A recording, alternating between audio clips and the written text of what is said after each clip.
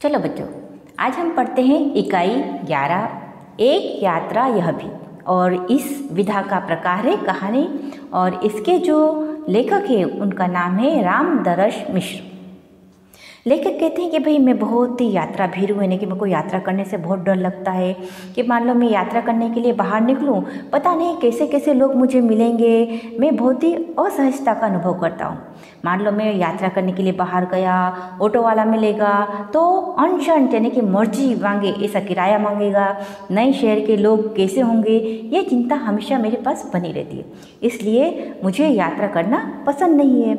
लेकिन एक बार क्या हुआ कि मुझे एक डॉक्टर से मिलने के लिए ग्वालियर जाना पड़ा और मेरे साथ मेरी पत्नी भी थी। फिर क्या था, हम जैसे ही रेलवे स्टेशन से नीचे उतरे तो ऑटो वाले पीछे लग गए। हम चुपचाप आगे बढ़ते रहे, तभी उसमें से एक नवयुवक ऑटो वाला था, वो हमारे साथ लग लिया और हमारे साथ चलने लगा।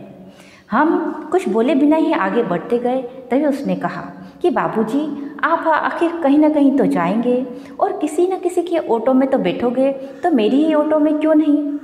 उसकी जिद और आवाज़ में कुछ ऐसा आकर्षण था कि मैंने उसको स्वीकृति दे दी कि हाँ चलो ठीक है, हम आपकी ही ऑटो में बैठेंगे। प्रेम भरी बातें करते करते उसने लेखक और उनकी पत्नी को डॉक्टर के यहाँ पहुँचा दिया।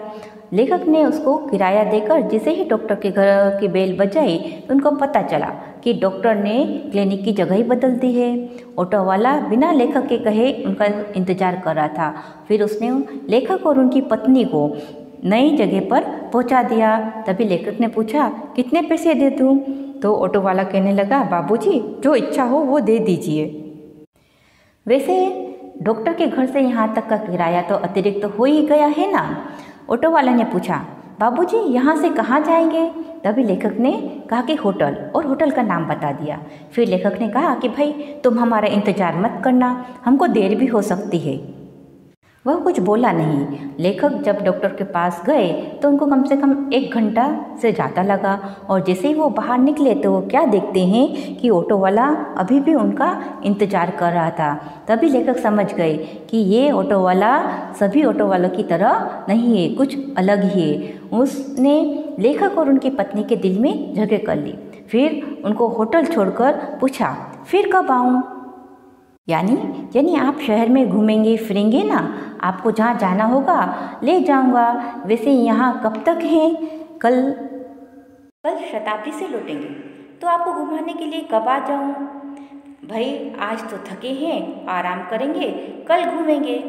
ठीक है बाबूजी, यह रहा मेरा मोबाइल नंबर, मुझे फ़ोन करके बुला लीजिएगा। अरे तुमने अपना नाम तो बताया ही नहीं। मोहन, अच्छा नाम है मोहन। दूसरे दिन घूमने का कार्य शुरू हो गया। वह बहुत प्रेम से एक के बाद एक स्थान दिखाता रहा। वह लेखक को बाबूजी और उनकी पत्नी को अम्मा कहकर बुलाता रहा। जब उसने हर जगह घुमा ली, इसके बाद उनको होटल छोड़ा तो लेखक ने और उसकी पत्नी ने उसको ऊपर चाय के लिए बुलाया। पहले तो वो संकोच करने लगा, फिर वो उनके साथ ऊपर कमरे में आ गया और चाय पीते पीते उनके पारिवारिक बातें शुरू हो गई। पत्नी ने पूछा, बेटा तुम ग्वालियर के हो? आगरा में अपना घर है, माँ बाप बचपन में ही गुजर गए थे। मेरे बड़े भाई ने मुझे पाल पोस कर बड़ा करा है, वे वकील है। मैं BA पास हूँ और नौकरी की खोज कर रहा हूँ। एक रोज़ मैं नौकरी के लिए इधर उधर भटक कर घर लौट रहा था कि रास्ते में मेरे परिचित की एक लड़की मुझे मिल गई। घिंघियाती हुई कहने लगी, मोहन मुझे बचा लो। मैंने कहा, क्यों, क्या हुआ? तो वो कहने लगी, मेरे माँ बाप एक अधेड़ के साथ मुझे बेच रहे हैं, मैं कुएं में गिर जाऊंगी, किंतु वो खुसट अधेड़ के साथ शादी नहीं करूंगी। मैं असमंजस में पड़ गया और उसे पुलिस स्टेशन लेकर गया। थानेदार साहब को सारी हकीकत बता दी। उन्होंने कुछ देर सोचा और कहने लगे कि मान लो FIR लिख कर मैं इसके माँ बाप को हवालात के अंदर बंद तो कर दूंगा, लेकिन फ़िलहाल चिंता इस लड़की की है, इसका क्या किया जाए। एकाएक वो कहने लगे, तुम्हारी शादी हो गई? तो मैंने सिर हिलाकर ना कह दिया कि नहीं, मेरी शादी नहीं हुई है। बाबूजी, मेरी शादी भाभी की बहन के साथ तय हो चुकी थी। मैंने सोचा कि भाभी की बहन को तो कोई अच्छा आदमी मिल जाएगा, ये लड़की संकट में है, इसकी ज़िंदगी खतरे में है। लड़की सुंदर थी और परिचित भी थी, इससे विवाह करना मानवता होगा। सबसे बड़ी समस्या यह थी कि एकदम से मैं विवाह नहीं कर सकता, भैया भाभी नाराज़ हो जाएंगे, और कल अगर इसके माँ बाप ने इल्ज़ाम लगा दिया कि लड़की को भगा के ले गए तो समस्या खड़ी हो जाएगी। तभी थानेदार साहब ने कहा कि मैं इसे नारी निकेतन में रखवा दूंगा, और माँ बाप के खिलाफ उसने शिकायत रखवा कर ले ली। 15 दिन के बाद मंदिर में हमारी शादी करवा दी।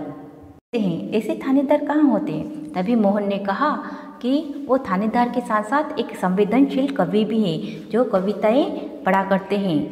मेरा आगरा में रहना बहुत मुश्किल था। एक तो भैया भाभी के विरुद्ध मैंने शादी करी, लड़की भी जानती कि नहीं थी, इसलिए हम ग्वालियर आ गए और नौकरी की तलाश में लग गए।